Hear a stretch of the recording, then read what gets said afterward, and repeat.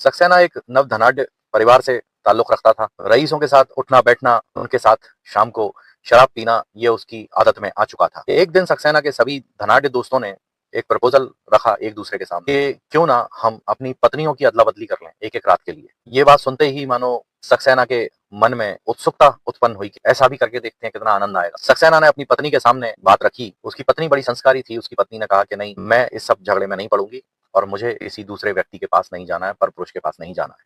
सक्सेना ने अपनी पत्नी की मारपीट की और उसको डराया धमकाया और किसी तरह से उसको मना लिया। इसके बाद सक्सेना और सक्सेना के सभी मित्रों ने अपनी अपनी पत्नियों की अदला बदली करी और एक एक रात सभी ने एक दूसरे की पत्नियों के साथ बिताया और दोस्त अपने अपने घर चले गए। उसके बाद सक्सेना को एहसास हुआ कि यार, ये मैंने क्या गलत काम कर दिया, अपनी पत्नी को ही किसी दूसरे के पास भेज दिया। और उसको पछतावा हुआ। उसने कहा कोई भी ऐसा आनंद नहीं मिला, लेकिन मैंने नैतिकता का पतन कर दिया। उसको एहसास हुआ, बात आई गई हो गई। एक दिन सक्सेना की पत्नी ने मजाक मजाक में सक्सेना से कह दिया कि देखो, वैसे तो सब ठीक है, लेकिन उस रात का जो आनंद था, वो आनंद मैं जीवन भर नहीं भूलूं। तुम्हारा दोस्त वास्तव में बहुत शक्तिशाली व्यक्ति है। इतना सुनते ही सक्सेना के पैरों तले जमीन सरक गई। सक्सेना डिप्रेशन में आ गया और सोचने लगा, काश उस रात मैंने अपनी पत्नी को जिद करके ये काम करने पे मजबूर नहीं किया होता, तो ये मुझे सुनना ना पड़ता। सक्सेना इतना डिप्रेशन में आ गया कि उसका पुरुषत्व भी खो गया। उसका वो पूरी तरह से नपुंसक हो गया। तो उसके दिमाग में ये बात घर कर गई और उसका शरीर पूरी तरीके से दुर्बल होता चला। दिन प्रतिदिन सक्सेना भूलता चला गया अंदर ही। अंत में हुआ ये कि उसकी पत्नी ने उससे तलाक ले ली। तलाक के उपरांत सक्सेना रात में तारे गिनता था, दिन भर शराब में डूबा रहता था और सोता रहता था।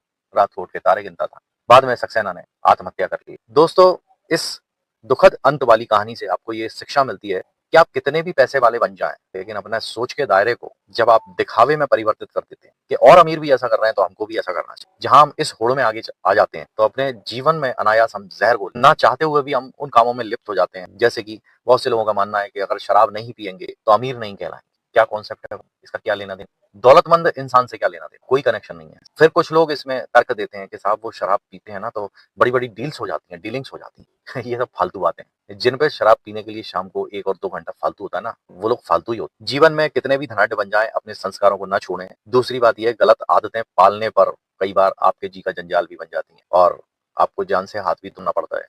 फैशन की दौड़ में पागल मत बनिए, दिखावे की दौड़ में पागल मत बनिए। किसी भी तरीके के दिखावे में आकर के अपने परिवार का सत्यानाश मत कर लीजिए। ये जो पत्नियां बदलने का जो धंधा है ना, ये कई अमीर घरानों में चलता है। और ये मैंने जो स्टोरी आपको सुनाई है ना दोस्तों, ये रियल स्टोरी, बस नाम मैंने कहानी के पात्र का बदल दिया है।